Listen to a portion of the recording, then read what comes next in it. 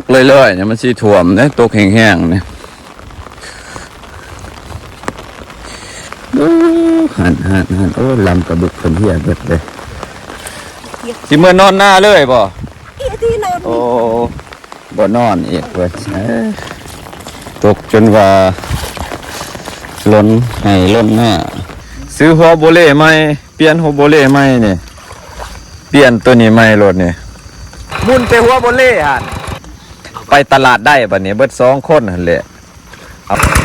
บ่แห้งหรอกแห้งลายงูนะบ่ทันเลยฝนตกพี่น้องเอ้ยเบิดคืนหอดเศร้าจะว่าแสดแจ้งเบิดคืนแสดแจ้ง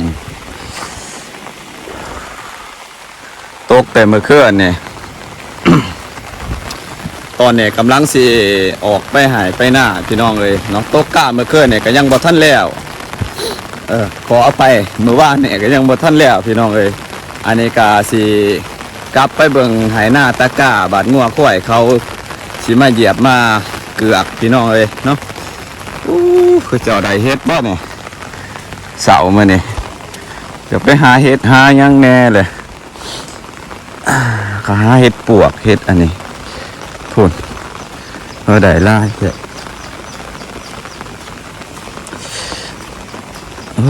พี่น้องเลยพายุเข้าไทยมาหอดลาวโอ้ได้เฮ็ดลายแท้พ่อใหญ่โอ้เฮ็ดปวกใหญ่เนาะโอ้ยได้เฮ็ดพี่น้องเอ้ยเพิ่นได้เฮ็ดนะโอ้แม่เฒ่ากับหลานเว้ยกับเมื่อหน้าผู้หลานใส่พยางโอ้พี่น้องเอ้ยตกเลยพี่น้องปล่อยเลยอยู่ เอาทั้งศาสตร์ทั้งยังมาสิเมื่อก่อนพระเจ้าเลยสิมีผู้มานำลังเอาเขามานำเนี่ยสิออกไปก่อนสิออกเมื่อก่อนนะจากงัวจะข่วยเขาอยู่หน้าเนี่ยยังบ่ฮู้เนี่ยย่านมันสิอันนี้ก่อนเนี่ย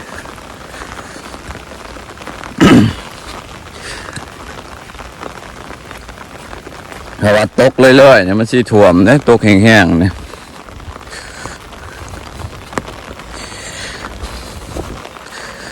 แม่บ่เห็นอยู่เฮือนจักไปทางใด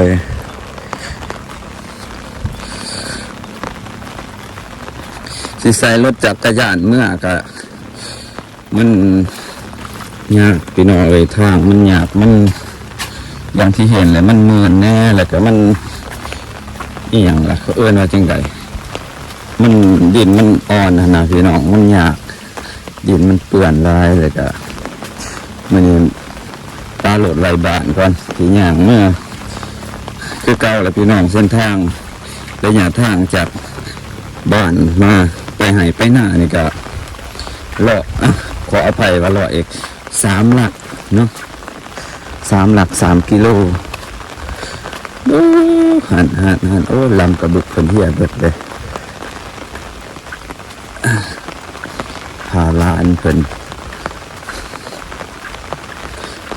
อากาศเด็กป่าสิขึ้นแล้วก็มีโง่มาใส่ก็สิได้ป่ากิน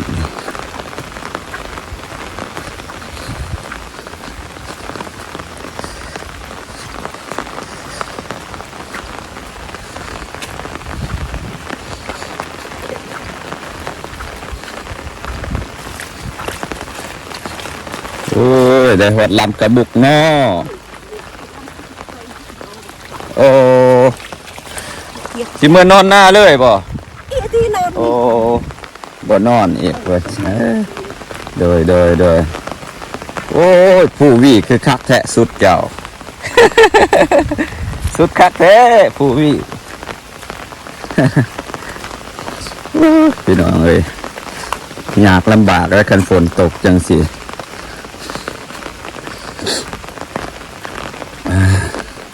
อีกใกล้เติบแล้วที่สิหอดหน้าย่างกะโอ้ยพี่น้องย่างเมื่อนี่ก็เป็นชั่วโมงไปเลยก็สิหอดโปดโพตก จนว่าล้นให้ล้นหน้า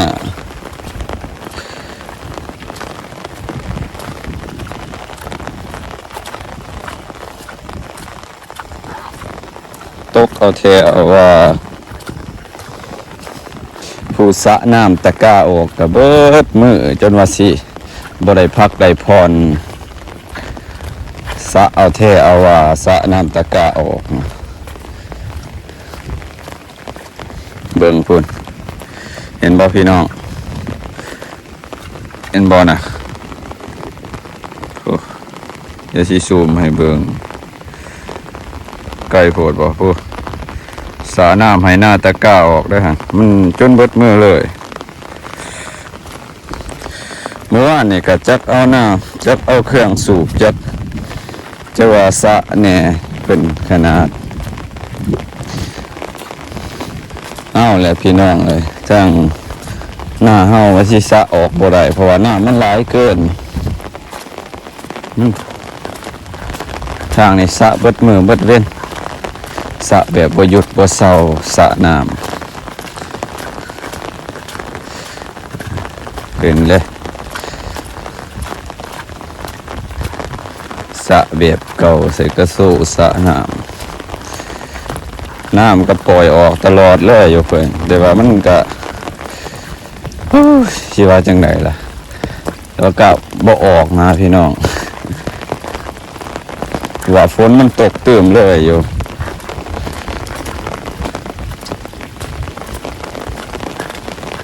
โพดโพสะเอาเทเอา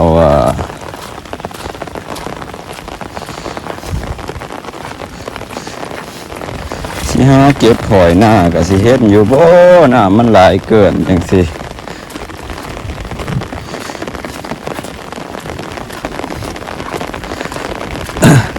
เบิ่งผู้สะพองน่ะจนสิบ่เห็นแล้วพี่น้องมืดตึ๊บเลย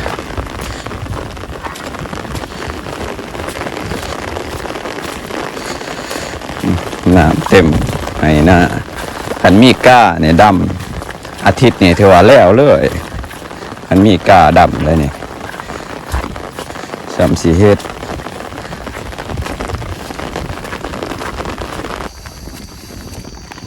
ไอ้สิยางไปเบิ่งเพิ่นก่อนว่ามันสิเป็นคือเฮาว่าบ่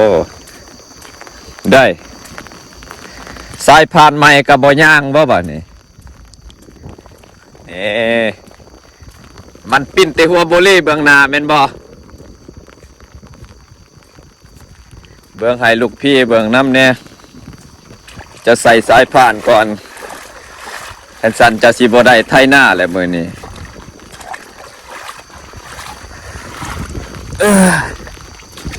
ป้าพี่น้องเอ้ยว่านนี่อันใดบ่ซองพอก็เลยโจ๊ะบ่ได้ไถจักก็ยังดียังนิ่มอยู่ว่ารถบ่อยากย่าง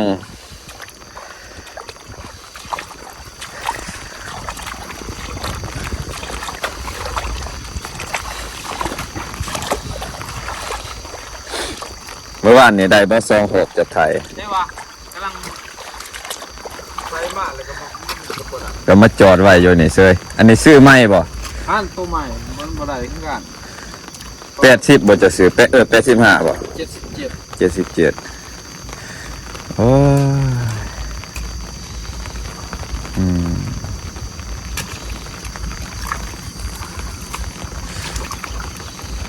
กะย้อนหัวโบเล่จนจอยซื้อหัวโบเล่ใหม่เปลี่ยนหัวโบเล่ใหม่นี่นี่ถอดตัวนี้เปลี่ยนตัวนี้ใหม่รถนี่มันจอยเลยมันจำเลยเด้นี่นี่เปลี่ยนอันนี้เจ้ากระเบื้องความแตกต่างหูของมันนี่เมื่อตัวนี้กับตัวในนี่มันต่างกันนี่ตัวนอกนี่มันหนาตัวในนี่มันหูมันกว้างเลยมันก็ใส่งานบ่ได้ต้องยึดกล้องเลยดิมันปิ้นแต่หัวโบเล่อันนี้นี่มันบ่แก่ตัวนั้นถอดออกแต่ตัวนี้เอาไปแทกเอาไปเปลี่ยนใหม่จะลองติดเบิ่งก็ได้หั่น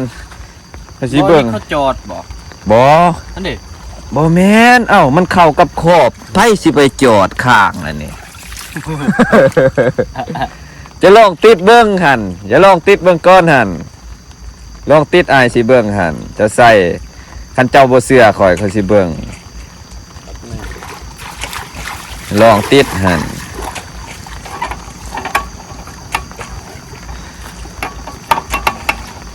หัวโบเล่กะหัวน้อยเนาะบ่ใหญ่เนาะหัวโบเล่อันนี้เปลี่ยนตัวหน้านี่แหละลองติดเบิ่งคันบ่เชื่อมันปิ้น to cokong tu ni. บ่ Dam tu ni. บ่บ่เอาแต่ตัวหน่อยเอาแต่ตัวนั้นลอง มันบ่ได้ไปจะเปลี่ยนตรงนั้น สายผ่านใหม่สายผ่านเก่าก็ใส่บ่ได้ตัวนี้ก็สายผ่านยังดี นั่นแหละใส่ ลุง ใส่ ยังดีตัวนี้ Jurut tengah mami he to ni. Dah tu pun. คอยที่บ่ทันได้ไทยฮอดตะกะ คันเพื่อความสบายใจไปซื้อน้ำกันโลดไปน้ำกันเบิดซองหั่นแหละ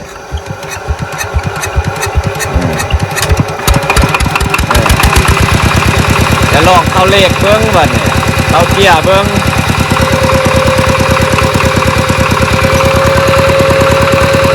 ลองเข้าเกียร์เบิ่งเข้าเลข1โลด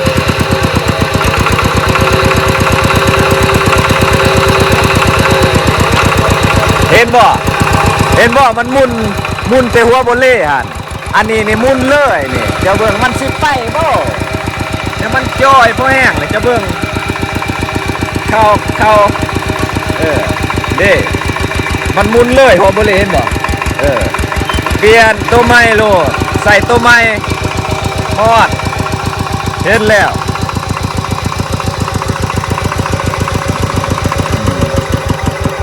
นี่แหละปัญหาหันเปลี่ยนใส่ตัวใหม่ถอดออกหันไปซื้อใหม่ ซื้อเพื่อความแน่ใจถอดเอาไปแทกอยู่ห้านเลยรถมันหลายปีเลยจะเบิ่งมันจ่อยมันจ ได้คอยสิได้ไทยนะ ำฮะได้คันจะถอดตัวนี้ออกได้ใส่ตัวใหม่ได้จะก็ได้ไทยสบายเลยบ่ยุ่งบ่ยากมันไวอีกมันไปไวอีกไวกว่าเก่าแลนไวกว่าเก่าเร่งแห้งกระสมมันแห้งเด้บ่ทันได้ถ่ายเอาตามเบิ่งจะเบิ่งจนมันจ่อยมันเป็นอันนี้ ห้องมันบ่คือกันเด้ตัวนี้มันทรายเนี่ยมันจำหอดผลเนี่ยมันก็บ่หมุนมันแก่บ่ได้มันหนักคันใส่ล้อย่างหันมันไปอยู่ไปแบบว่าบ่ได้แก่ของหนักอีหยังหั่นน่ะอันนี้ล้อเล็กแล้วก็ไถพร้อมอีกมันสิมีทางบ่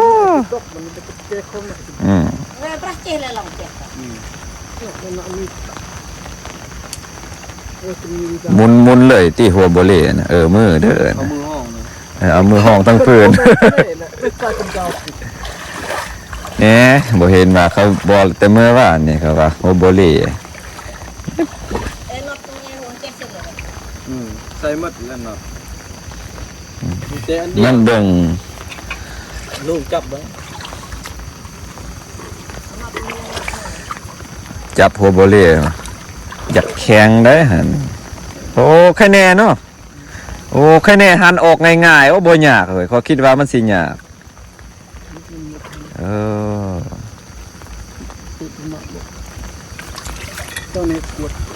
นั่นแหละบทจับอีกให้ผู้หนึ่งอันนี้โอ้ยออกง่ายเนาะแบ่งเนาะบ่เห็นสิยากซะนี่ถ้าเบิ่งว่ามันสิตกอยู่จักแสนนี่ไปเบิดซองแล้วมันแต่ว่ามันกะเกือบหอดล้านเลย หอดบ่วะ บางที่เลยคอยกระบนแน่ใจคือกันนะลองไปเบิดซองอะไรอ้าว น็อต มุนอื่นอ้าวไปตลาดได้ปะเนี่ยเบิดซองคนแหละเอาไปแทกซื้อตัวนั้นไปเปลี่ยนใส่ ถือไปบ่วะ ถือไปแล้ว คันบ่ถือมันบ่ถึกอีกจะว่าบอลเข้าจอดนี่มันบ่แม่นเข้าจอดอ่ะขอบมันโอ้ยตั้งแต่ซื้อมาจน10-20ปีบ่ได้เปลี่ยนบัดใช้งานกันแนวนี้แหละว่าเปลี่ยนสายพานจน2เทื่อก็คือเก่าเอา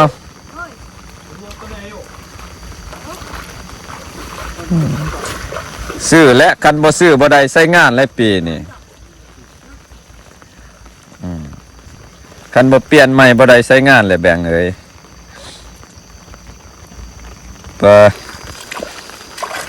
ได้ของใหม่แล้วบัดนี้ซื้อหลายปานใดแบ่งเส้นเป็ดเนาะบ่แพงเนาะโอ้แค่นี้บ่ถึงล้านมันบ่คือห้องโต๊ะอันนั้นรถเองอันนี้ ใหญ่กว่ามันใหญ่กว่าเตี้ยนี่บ่180,000กีบบ่เลยนี่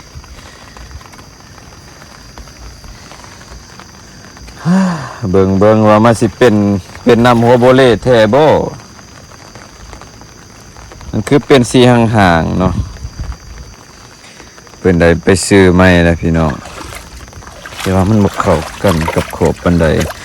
อันนี้มันปกติมันเข้าขอบในนี่โอ้นี่เบื้องนี้มันบ่เข้าขอบคือบ่เข้าขอบมันลองเบิ่งค่อยว่ามันเป็นน้ำหัวโบเล่นี่บ่ว่าตี้บัดเอาไปไทยเอาไปใส่มันสีบ่ไปคือเก่า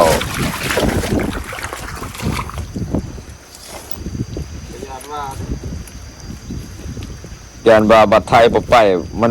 บ่เป็นน้ำหัวโบเล่มันบ่จะลองเบิ่งก่อนคันบ่เป็นน้ำอันนั้นมันสิเป็นน้ำหยังมันบ่ไปมันมุนแต่หัวโบเล่น่ะมันแก่บ่ได้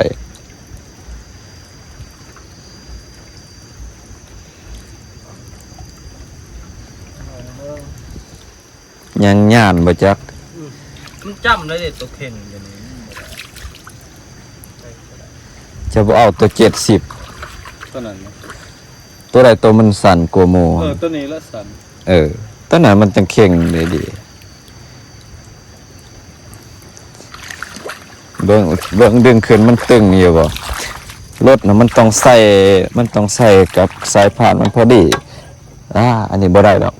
บ่เป็นบ่เป็นจะถอยตัวนี้ออกรถ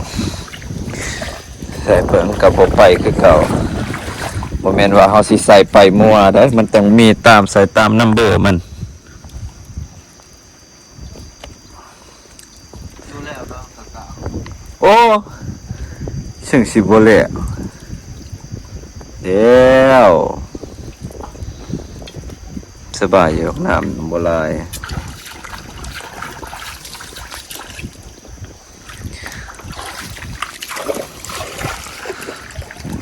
มีตัวสันตัวยาว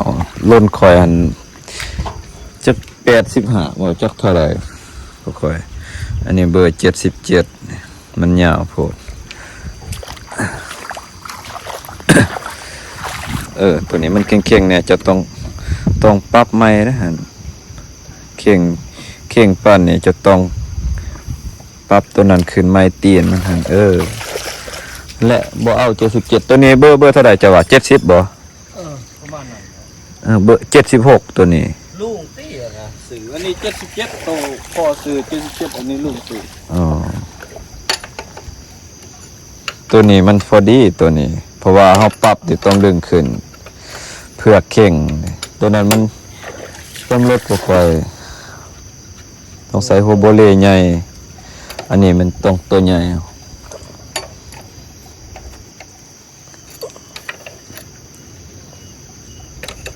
แนวนั้นแหละพอคอยตอนรถเมล์นะซื้อบ่ถึกคือจังได๋ก็บ่ถึกต้องได้ใส่ตัวใหม่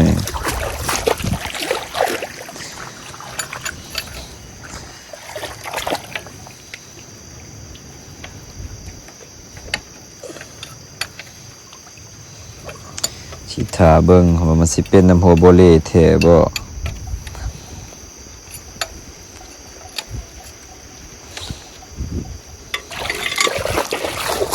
เห็นแล้วติดปีกไก่นี่คือกันตอนค่อยเข่งสายผ่านมันฮะ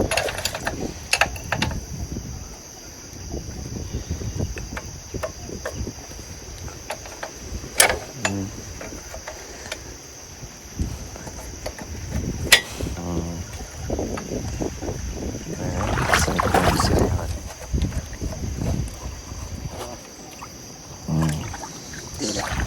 เพราะว่าจะใส่เบัดซองก่อนใส่มันเดิม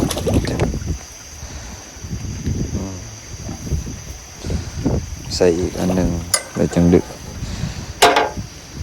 ใส่เครื่องกะ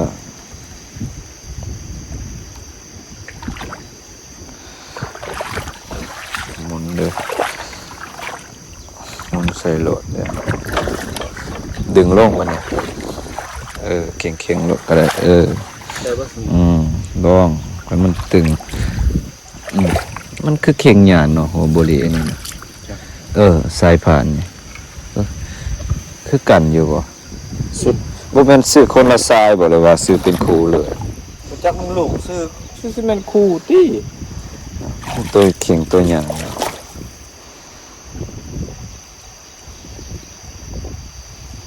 ปกติสายผ่านมันเข่งซ้ำกันยามันลองหันเบิ่งแต่เมื่อว่านี่เลยพี่น้องเอารถมาเนี่ยพัดบ่ได้ใช้งานเพิ่นว่าสิไทยก็ต้องหมดกับมองอยู่เนี่ยหมุนที่หัวโบเลบ้างนะหัวโบเลรุ่นนี้โบนา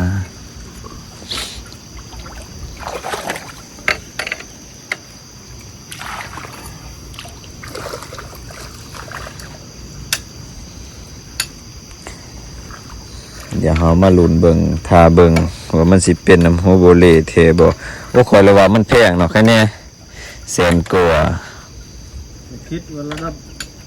4-5คนแล้วคอยก็คิดว่ามันแพงแค่นี้ มันบ่แพงมันคือตัวคลองอันนี้มันบ่แม่นคลองใช่ คอยก็คิดว่ามันแพงเห็นคอยซื้อบีพัดลมเนี่ยจน200,000ป่ายบีพัดลมเบื้องนี่คอยซื้อตอนนั้นตอนไปตัดไม้ไผ่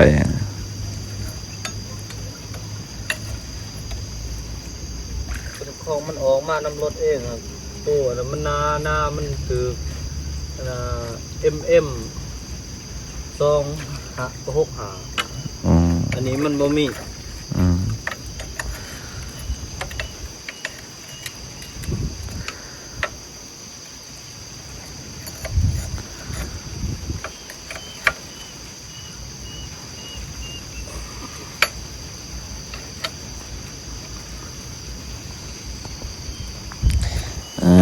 ลุ้นว่าสิเป็นแนวใด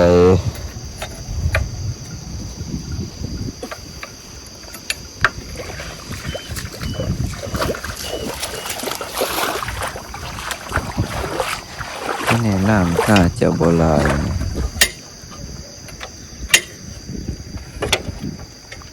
ขยันคือเก่าเว้ยเนาะบัดเอาคืนหยานคือเก่าซะมาเป็นแนวนี้วะสิหายเพราะว่าที่สิหายเอาลงหอดนี่มันมันบ่ปกตินี่อยู่นี่อันนี้บนนี่จะเบิ่งเด้อเวลาดึงขึ้นฮะเห็นบ่มันเป็นน้ำตัวนั้นก็ย้อนมันจังหยาน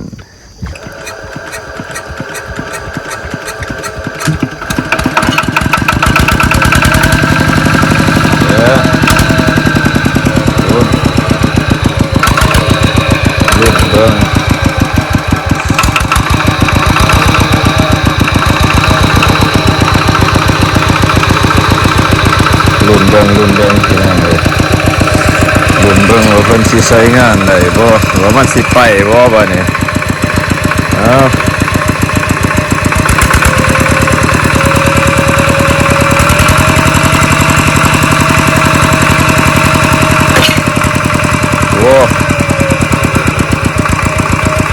สำนันก็ได้คันว่ามันไปโอ้แห้งหรอกแห้งลายงูนะโมท่านเลยโอ้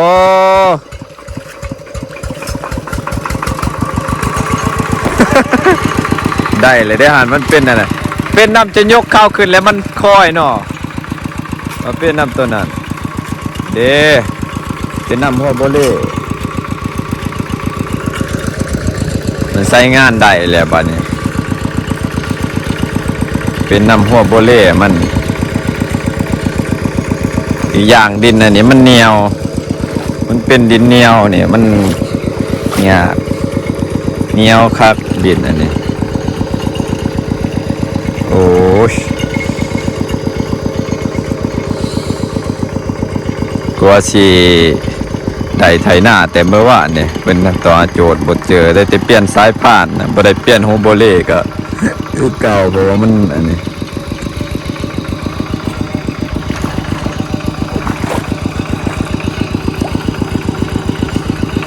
คือสิได้เยอะบัดเนี่ยว่าสองให้หน้าตะกร้าเพิ่นโอเคแล้วบัดนี้ใส่ได้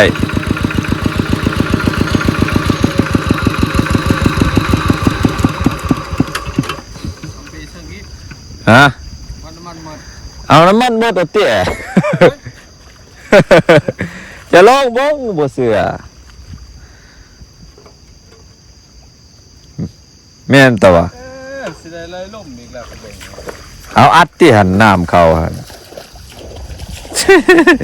โอ้ยไล่ล่มบ่ยากดอกแน่ก็ว่าเป็นน้ำสุดท้ายก็ว่าเป็นน้ำหัวบุเล่เข็งไม้บ่ก็ใส่ได้ปกติแล้วบัดนี้มื้อนี้ก็สิแล้วอยู่ดอกติดได้เพราะว่าน้ำมันเบิดอีกโอ้เกือบบ่ได้เอาน้ำมันมานำเพิ่นอีก3-4ไทยแล้วบัดนี้ ไปขึ้นไปหาเก็บหอยเฮา